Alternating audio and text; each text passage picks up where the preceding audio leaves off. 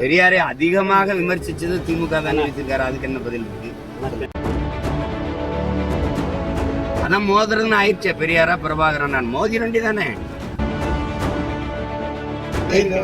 இது எத்தனை நாளைக்கு இந்த கதையை கட்டுக்கதையை விடுவீங்க? நான் எதிர்த்து உங்களை பேச மாட்டேங்கிற ஒரே இதனால தானே.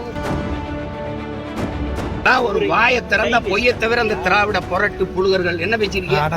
நான் பூரா குறுக்க வரேன் போறா எங்க அண்ணன் தம்பி மாமச்சின்னு சித்தப்பன் பெரியப்பனா இருக்கிறனால கொஞ்சம் யோசிக்க வேண்டியது இருக்கு.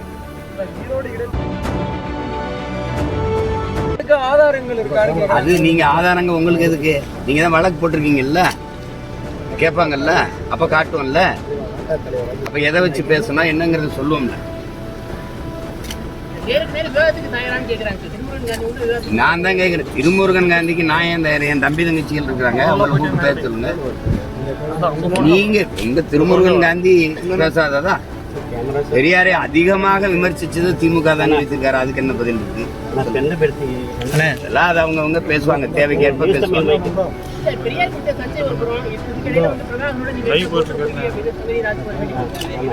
அவர் யாரு?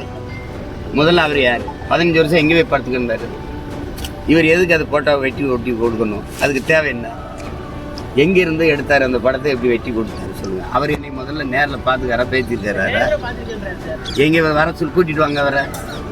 அவர் எப்ப என்னோட பேசிருக்காரு பாருங்க.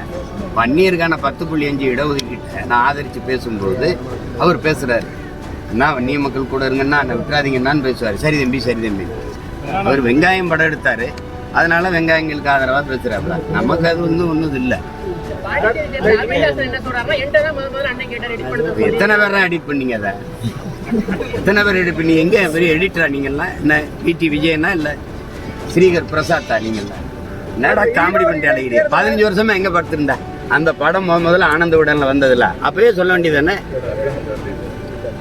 உங்க பெரியார் மேல அடி விழுந்தவொடனே இங்க பிரபாகரன் போயின்னு வர நீ.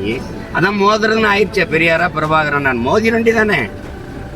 பூரா குறுக்க வரேன் போறா எங்க அண்ணன் தம்பி மாமச்சின்னு சித்தப்பன் பெரியப்பனா இருக்கிறனால கொஞ்சம் யோசிக்க வேண்டியது இருக்கு.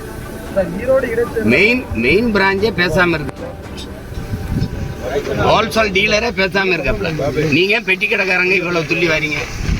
பிராஞ்ச் ஆபீஸ் எவ்வளவு பேசுறீங்க? நீங்க மெயின் ஆளை வர சொல்லுங்க. எங்க ஐயா வீரமணியை பேச சொல்லுங்க. நான் ஒவ்வொன்றா எடுத்து வச்சு இதே மாதிரி ஊடகத்துல அல்லது பொதுக்கூட்டத்துல பேசுறேன். அதுக்கு நீங்க பதில் பேசினாலும் சரி, என்னோட இல்லை அண்ணன் சிவவீரபாண்டியன் எங்க அப்பா மணியரசனோட பேசின மாதிரி 2 மேசையை போடுங்க. நான் கேட்கறதுக்கு பதில் சொல்லுங்க, நீங்க கேளுங்க, நான் பதில் சொல்றேன். அதுல யாரு இருக்கிற மாதிரி தெரியலையே. இருக்கிற மாதிரி இருந்தா விவாதத்துக்கு வந்திருப்பாங்க. அவதூறை தவிர வேற ஏதாவது இருக்கா? அவதூறை தவிர இந்த குளத்தூர் மணிங்கிறவரு நான் மதிக்கிற ஒரு பெரியவர், பெரிய மனுஷன், அண்ணங்கிறத தவிர வேற மூத்தவருங்கிற தவிர வேற வார்த்தை சொல்லுவாங்க. ஆனால் நாம் தமிழருங்கிற ஒரு கட்சி பேரை வாங்குறதுக்கு சோவை ஐயா குருமூர்த்தி கூட்டிட்டு போய் காலில் விழுந்து அதான் சீப்பா ஆதித்தனார் சிவந்தி ஆதித்தனார்கிட்ட போய் வாங்கிட்டு வந்தேன்னு சொல்றீல. இதெல்லாம் ஒரு வாயை திறந்தா பொய்யை தவிர அந்த திராவிட புரட்டு புழுகர்கள் என்ன பேசிருக்கீங்க?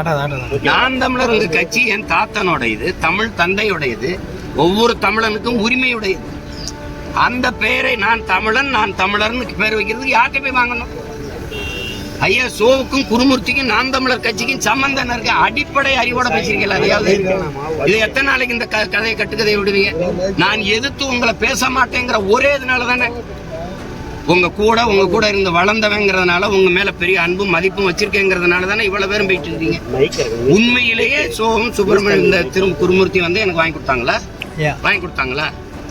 நாம் தமிழர்னு ஒரு கட்சி பேரை உங்களுக்கு தெரியுமா? அதான் சான்று இருக்கா? சான்று சோக்கால் சான்று என்கிட்ட கேட்குறீங்க. நீங்கள் சான்று வச்சிருக்கீங்களா? எங்கள் அம்மாவை நீங்கள் பார்த்துருக்கீங்களா? எனக்கே பார்த்துருக்கீங்களா? எங்கள் அம்மா வந்து உங்ககிட்ட புகார் அளித்ததா?